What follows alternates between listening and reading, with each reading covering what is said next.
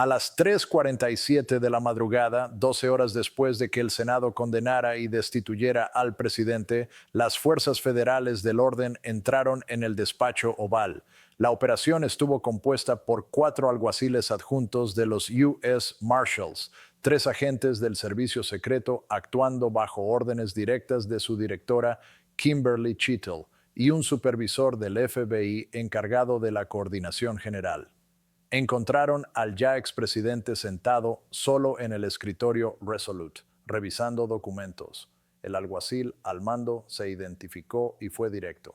Señor, el Senado de los Estados Unidos lo ha condenado y destituido del cargo.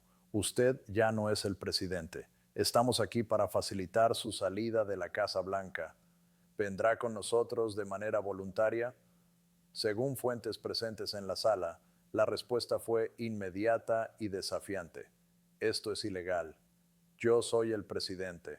Fui elegido por el pueblo estadounidense. Ustedes no tienen autoridad para removerme. La réplica fue firme y estrictamente constitucional.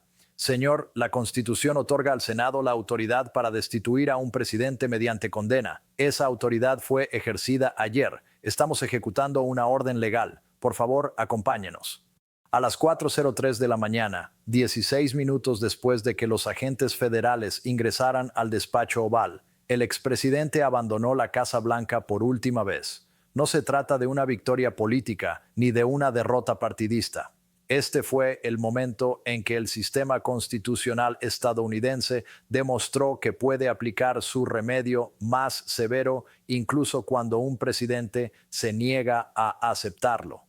Fue el servicio secreto, tal como había prometido su directora, facilitando una transferencia de poder conforme a la ley, y fue, en esencia, la democracia superando su prueba más extrema. La crisis constitucional que durante semanas consumió al país terminó exactamente a las 4:03 de la mañana, cuando el expresidente cruzó la puerta. La pregunta ahora es: ¿qué tipo de país emerge de este episodio y si las instituciones que hicieron cumplir la destitución lograrán conservar la confianza pública? Para entender cómo se resolvió este pulso, es esencial repasar las 12 horas transcurridas entre la condena del Senado y la expulsión física del ocupante del despacho oval. Es en esa secuencia donde se revela cómo terminó el enfrentamiento. A las 6:23 de la tarde del día anterior, los U.S. Marshals llegaron a la puerta noroeste de la Casa Blanca y fueron bloqueados por agentes del servicio secreto leales al expresidente.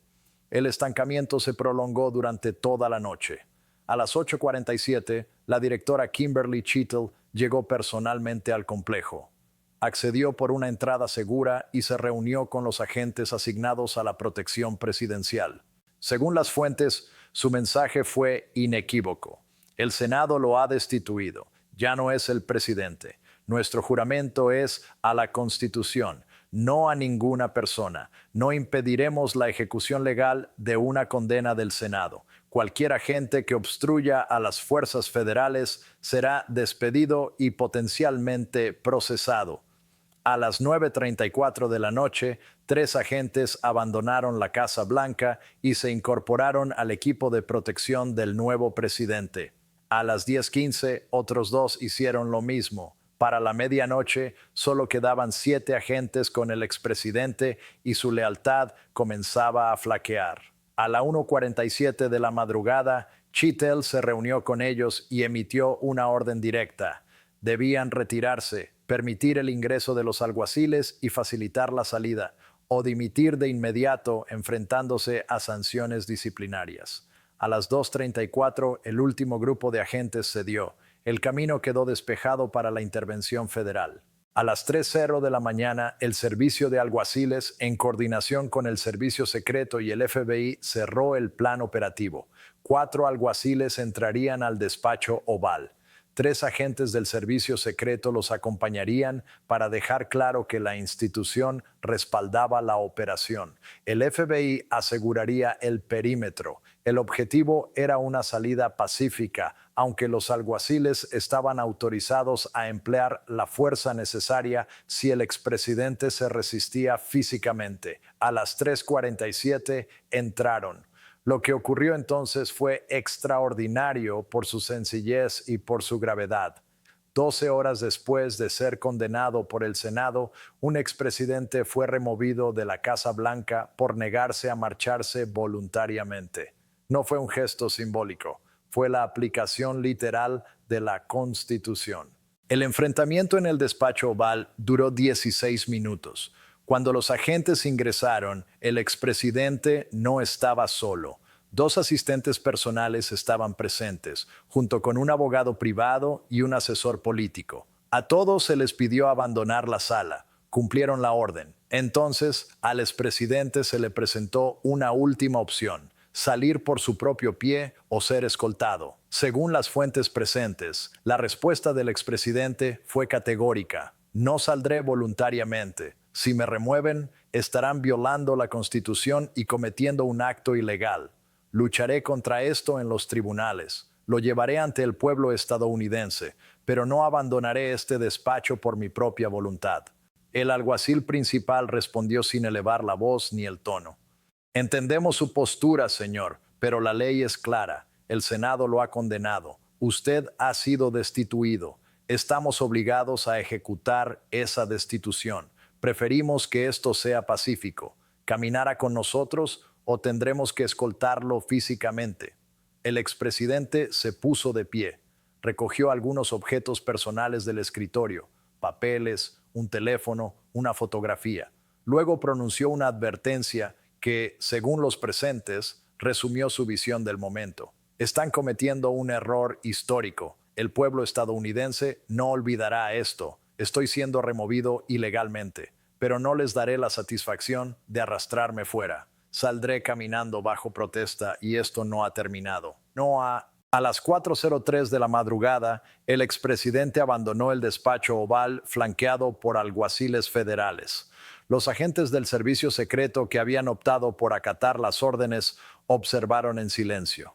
El recorrido continuó por el ala oeste hasta el Jardín Sur. Allí no esperaba ni el Marine One ni un convoy presidencial. Había un vehículo gubernamental estándar, un SUV negro sin distintivos. El expresidente ocupó el asiento trasero. El vehículo salió del recinto de la Casa Blanca. Por primera vez desde que comenzó la crisis, la residencia presidencial dejó de estar ocupada por una persona que el Senado había destituido formalmente. Ese hecho por sí solo marcó el cierre efectivo del enfrentamiento institucional. A las 4:15 de la mañana, el nuevo presidente ingresó a la Casa Blanca por primera vez en calidad plena de jefe del Ejecutivo, no como presidente interino, no como vicepresidente en funciones, sino como presidente confirmado tras la condena y destitución de su antecesor. Entró al despacho Oval, se sentó en el escritorio Resolute y firmó su primera orden ejecutiva. Se instruye a todas las agencias federales a reanudar las operaciones normales bajo la cadena de mando legal. La crisis constitucional ha terminado. El gobierno funcionará.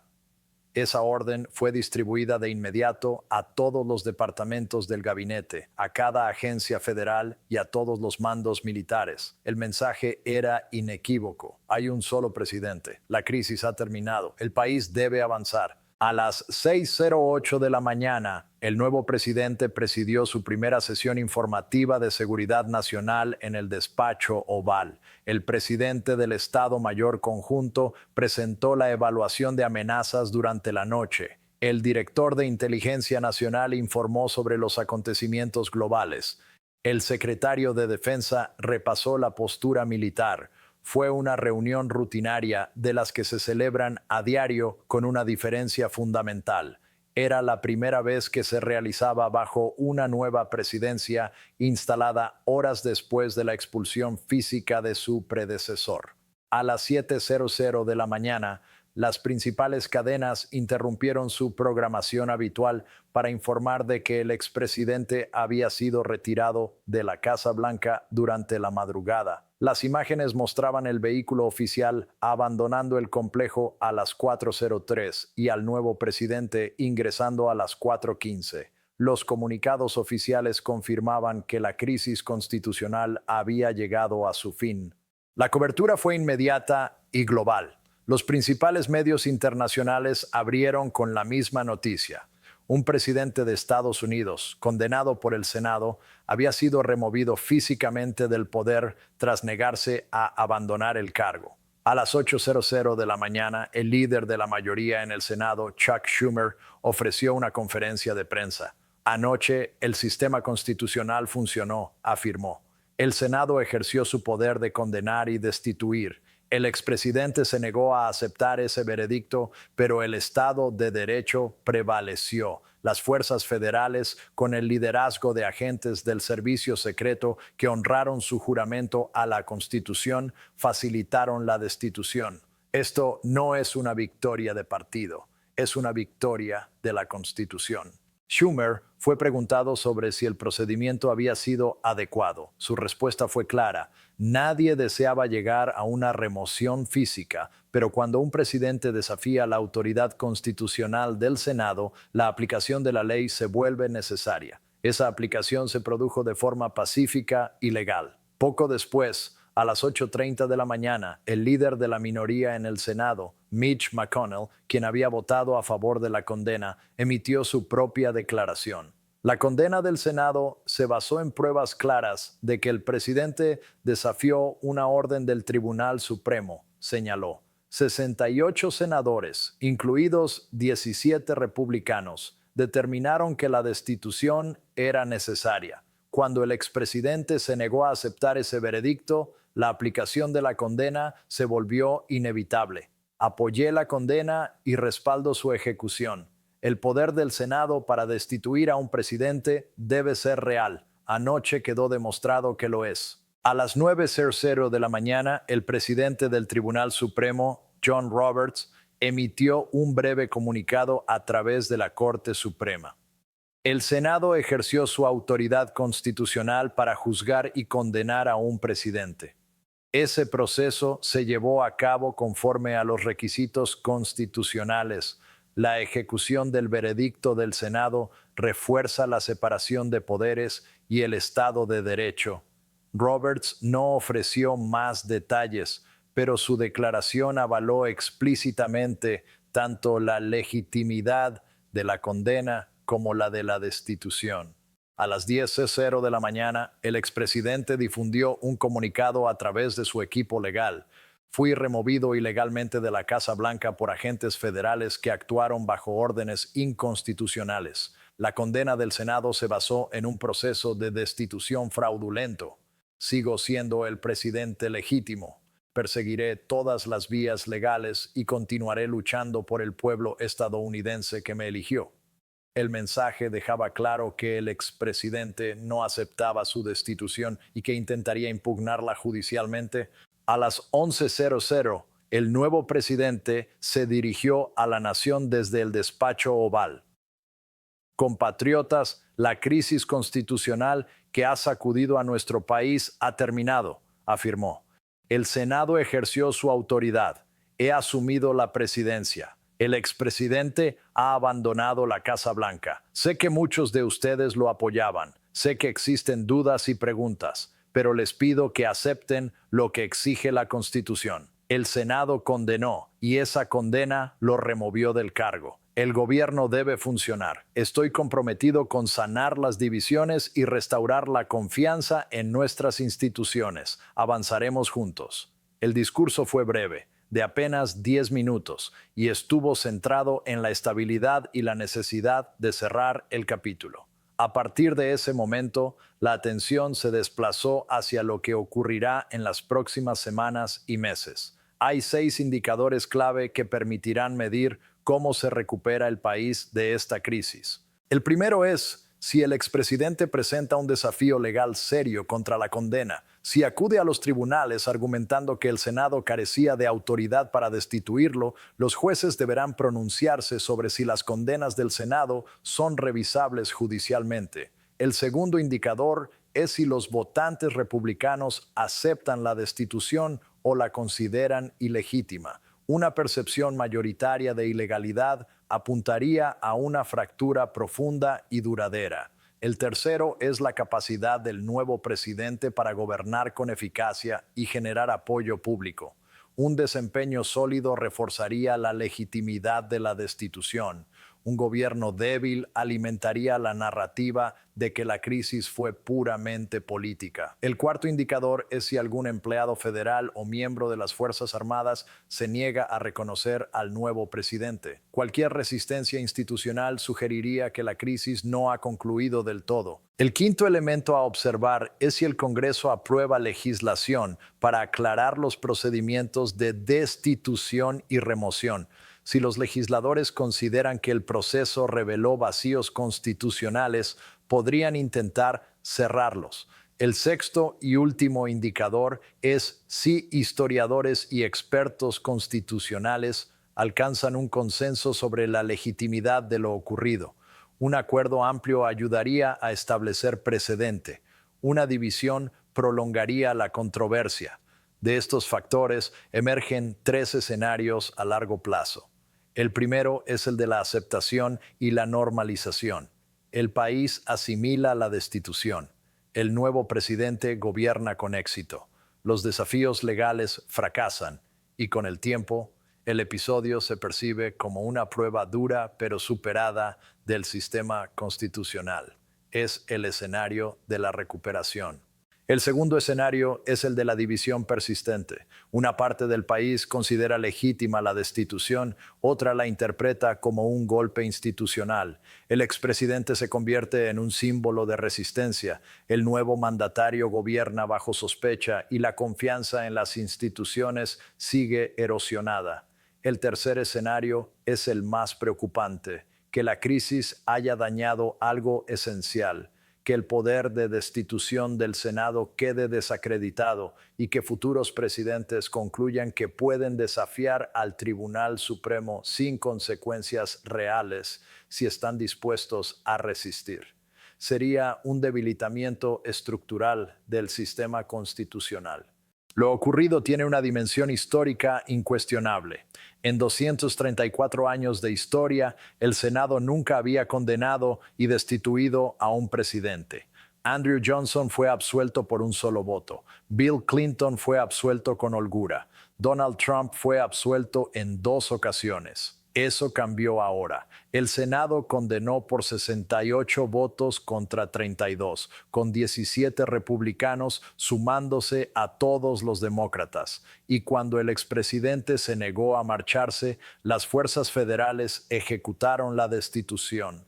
La facultad de destituir existía desde hacía más de 2 siglos como principio teórico. Anoche se aplicó en la práctica. Quedó establecido que una condena del Senado no es simbólica, es ejecutable. Un presidente destituido no puede simplemente negarse a abandonar el cargo. El servicio secreto protege la institución, no a la persona. Los U.S. Marshals ejecutan órdenes legales, incluso cuando implican remover a un expresidente que ocupa la Casa Blanca sin autoridad.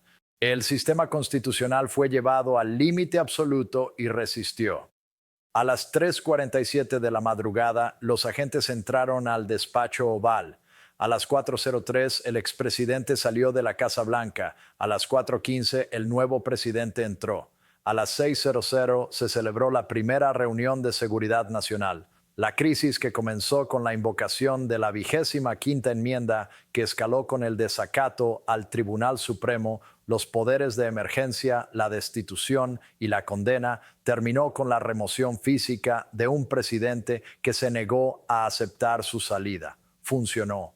Costó semanas. Requirió una destitución en la Cámara con apoyo bipartidista. Exigió que 17 senadores republicanos rompieran la disciplina partidaria. obligó al servicio secreto a elegir la Constitución por encima de una persona y llevó a las fuerzas federales a hacer cumplir la ley dentro de la Casa Blanca. Lo que aún no está claro es si esta crisis fortaleció o debilitó la democracia estadounidense, si demostró que el sistema puede contener incluso al presidente más desafiante, o si evidenció que se necesitan medidas extremas y peligrosamente ajustadas para hacer cumplir principios básicos. Lo único indiscutible es que la presidencia estadounidense no volverá a ser la misma. A partir de ahora, todo presidente sabrá que una condena del Senado es real, que la destitución puede imponerse y que desafiarla tiene consecuencias.